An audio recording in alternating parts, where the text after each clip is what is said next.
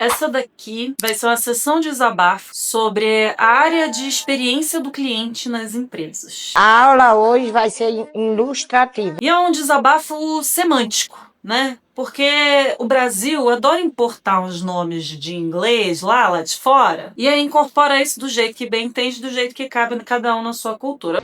But the second time I have control the matter. Porque tudo bem, beleza, cada um faz o que funciona pra você. Só que assim, você chamar a área de atendimento ao cliente de CX é um equívoco. Só que esse é o equívoco que hoje é um que eu vejo mais sendo cometido. Cometido? Um equívoco cometido? É isso, né? É um equívoco que eu vejo sendo cometido por aí, tipo, na grande, imensa maioria das empresas. Quando a gente tá falando de experiência do cliente, acaba que essa bucha cai no colo de quem tá olhando pra saque do atendimento, de quando as coisas dão errado e como que a gente consegue oferecer os melhores canais. E aí todo o debate de experiência do cliente no Brasil acaba girando em torno da eficiência dessa área e das métricas e das ferramentas, e pouco se fala sobre o todo e o que pode ser feito com relação à experiência do cliente como um todo. Então essa é uma bronca minha, porque a gente acaba chegando tarde demais no rolê. Que coisa feia. Né, quando a gente está falando de resgatar a confiança dos usuários ou de um público em geral em relação a uma marca, esse é um trabalho de formiguinha e que precisa ser feito não só no call center, não só nas áreas onde os clientes entram em contato quando a coisa dá errado, mas antes também. Só que a galera do marketing tá numa ilha completamente isolada, não se comunica, e aí a galera do saque que se ferre aí para resolver esses problemas que o marketing gerou. Assim, gente, muito comum a gente ver ali um criativo sendo impulsionado por uma empresa, esse criativo viraliza, bomba e promete um monte de coisa que o produto depois não entrega. E aí, o que acontece? A galera do saque se ferra porque as métricas dela de retenção, de reversão, de cancelamento caem. Só que não cabe a elas. Métricas de venda, que normalmente também não cabe a elas, porque não cabe a elas resolver problemas de produto, ou elas normalmente estão muito distantes disso para poder reverter ou converter algum lead em uma compra.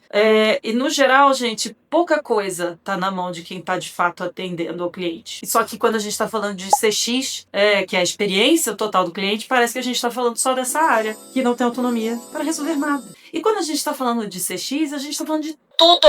O marketing é um departamento dentro da experiência do cliente. Não alguém que manda, não sei o que, traz um monte de coisa, não sei o que, abre um funil gigantesco, bota um monte de gente pra dentro, e aí agora vocês que se virem aí. A experiência do cliente é uma área que precisa estudar profundamente psicologia, comportamento, emoções, entender como é que o ser humano reage a grande parte das situações que são apresentadas. Como que ele entende o valor daquele produto, como que ele guarda na memória alguma experiência. Isso tudo é muito importante, isso tudo se perdeu ao longo de empresas extremamente mecanizadas e burocratizadas, assim. Então tá tudo muito encaixotado. E qual que é o grande problema disso? A gente perde criatividade se ela não tem um ROI muito claro atrelado a ela. E a criatividade é o que de fato gera ROI. Só que dificilmente você consegue pincelar exatamente o que foi feito aqui e que gerou aqui. Tem um monte de gente do marketing que vai falar que dá, que você coloca X reais naquele criativo e ele converteu diretamente 5x. É isso que virou o marketing hoje. Só que isso é um subproduto, né? Isso é uma parte de uma parte de uma parte. A gente não pode olhar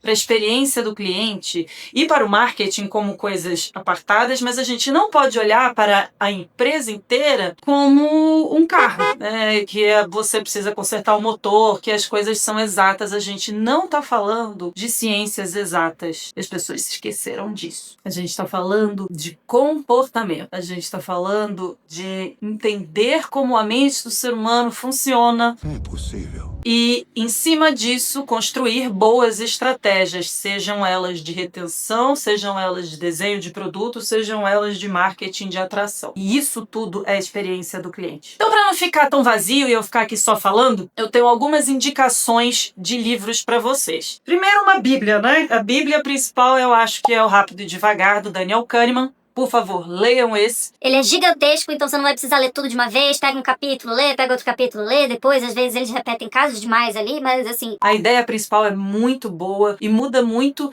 as oportunidades que a gente percebe. Porque hoje a oportunidade ela é basicamente fazer o que todo mundo está fazendo, que é botar dinheiro em criativo na internet e aí ou botar dinheiro em conteúdo para esse conteúdo depois aparecer na IA e isso me gerar um ROI de XYZ. Grande parte das coisas que acontecem numa empresa, e anota isso que eu tô te falando, não tem um faturamento preciso atrelado a ele. Não tem um incremento de faturamento preciso atrelado a ele. E se não, só que o que acontece? Normalmente, todo incremento de faturamento tem a sua origem em ações assim. Só que às vezes essa origem ficou lá para trás, a pessoa que pensou isso nem tá mais na empresa, e aí quem que ganha os royalties disso, quem que ganha o tapinha nas costas por ter tido o incremento no faturamento, ter tido um boom ou ter tido redução de custo, são as pessoas que olham para empresas como um carro, como uma máquina precisa, que você conserta aqui, que você faz aquilo ali. São os engenheiros, os burocratas, os compliances...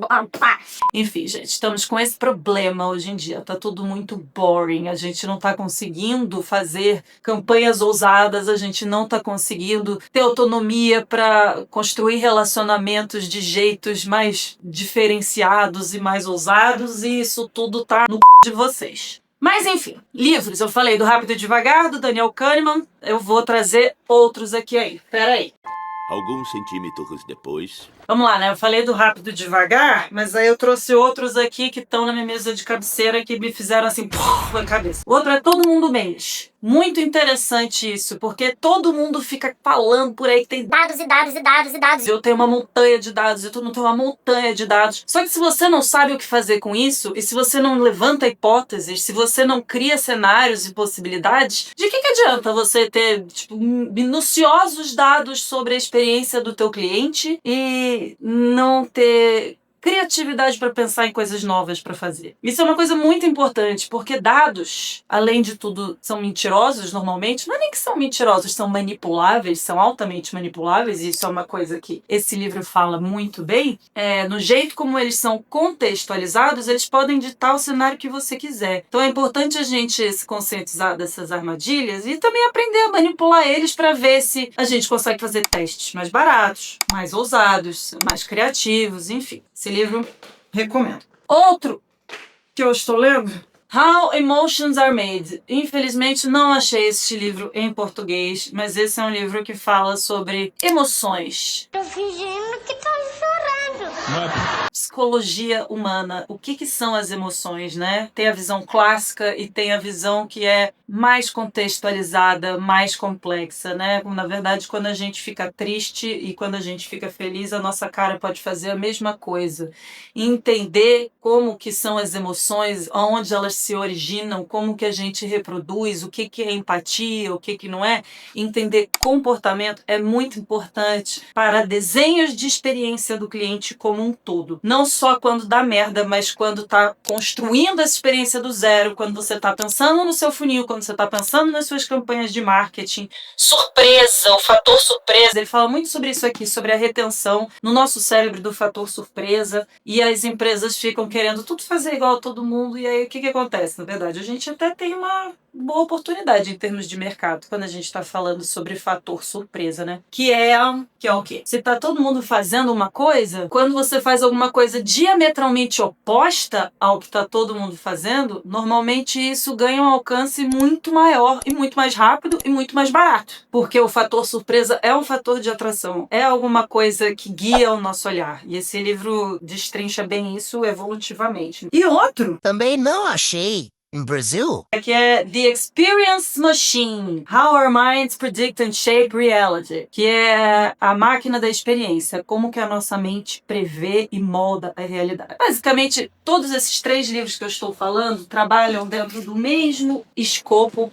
E todos eles mudaram um pouco a minha vida, no sentido de entender como que a gente pensa, como que a gente molda a nossa realidade, como que as outras pessoas caem na realidade dos outros, e que dados não é essa coisa toda, e que as emoções são bem mais complexas do que simplesmente estou triste ou estou feliz, e aquela pessoa está triste ou aquela pessoa está feliz, né? E assim, satisfação, putz, o NPS, o que a gente está falando de... Eu quero clientes satisfeitos. E o que é isso, né? Na verdade, as pessoas nem sabem o que é satisfeito. Elas preenchem lá na pesquisa que estão satisfeitas, mas na verdade pede para 10 pessoas explicarem o que é satisfação e as 10 pessoas vão te explicar 10 coisas completamente diferentes. Mesmo tendo nascido no mesmo lugar, sendo da mesma casa e no mesmo bairro e vivendo a mesma realidade. Então assim, gente, importante a gente tirar um pezinho dessa visão mecanizada, principalmente da experiência do cliente da área pós-venda, mas também colocar o pós-venda junto com o pré-venda, junto com a venda, tudo junto, e sair deste lugar da burocratização das coisas, da mecanização das coisas, e pensar de forma mais comportamental, mais psicológica, mais biológica, eu diria. Eu acho que aí tá todo o futuro saudável. Saudável, não é nem saudável, eu diria, né? Porque quanto mais informação, mais poder a gente tem no sentido de manipulação das outras pessoas. Só que o que é manipulação? Né? Manipulação é uma coisa assim, eu gosto de ter mais cautela na hora de usar essa palavra, porque senão a gente acha que tudo é manipulação. A gente não tá falando de psicopatas aqui, a gente tá falando de pessoas que estão desenhando produtos para públicos, que precisam daquele produto, ou daquele serviço, enfim, não importa. Me perdi totalmente. Mas é isso, gente. Tem esses 3 livros, O Rápido e Devagar, que eu emprestei e aí nunca mais recebi de volta. Vamos falando.